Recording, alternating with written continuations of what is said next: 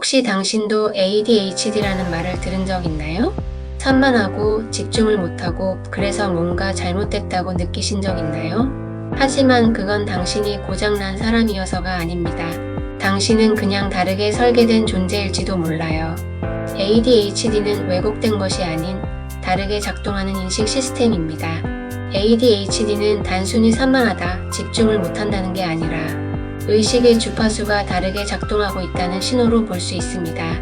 너무 많은 것을 빠르게 감지하거나 특정 패턴에 오래 머물 수 없다는 것은 정해진 틀에 적응하는데 어려움이 있다는 것이고, 이는 곧 새로운 방식으로 살아가야 한다는 존재의 메시지일 수 있습니다. ADHD를 의식이 확장되고 있지만 기존 시스템에 적응할 수 없는 과도기적 혼란으로 볼 수도 있습니다. ADHD는 어떤 환경에서 힘을 잃고 어떤 환경에서 살아나는가? ADHD가 있는 사람들은 보통 외부 평가, 강제된 집중, 단조로운 구조에 취약하지만 반대로 몰입, 창조, 열정, 자율성이 있을 때 놀라운 힘을 발휘합니다. 억제당할 때 나는 자꾸 흐트러지고 부족하다고 느낍니다. 자유로울 때 나는 흐름을 따라 창조하고 존재 자체로 에너지를 발산합니다. 자기 이해의 핵심은 나를 억누르는 구조는 무엇이고 나를 살아나게 하는 환경은 무엇인가를 아는 것입니다.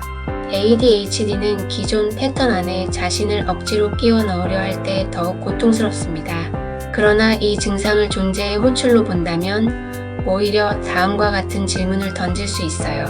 나는 왜 평범한 방식에 적응이 안 되는가? 나는 어떤 방식으로 살아가야 진짜 나로서 존재할 수 있는가? ADHD로 불리는 이 다름은 나의 어떤 선물인가? 이건 곧 진짜 나로 살아가는 연습이며 자기 진실에 기반한 삶으로의 전환입니다.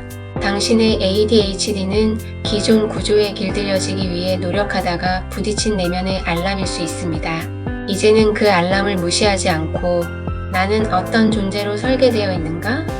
라는 질문으로 돌아가는 것이 중요합니다. 그리고 그 여정은 단지 회복이 아니라 완전히 새로운 삶의 구조를 창조하는 시작이 될 수 있어요. ADHD는 질병이 아니라 메시지입니다. 당신이 누구인지 그리고 어떻게 살아야 하는지를 알려주는 깊고도 정교한 존재의 호출일 수 있어요.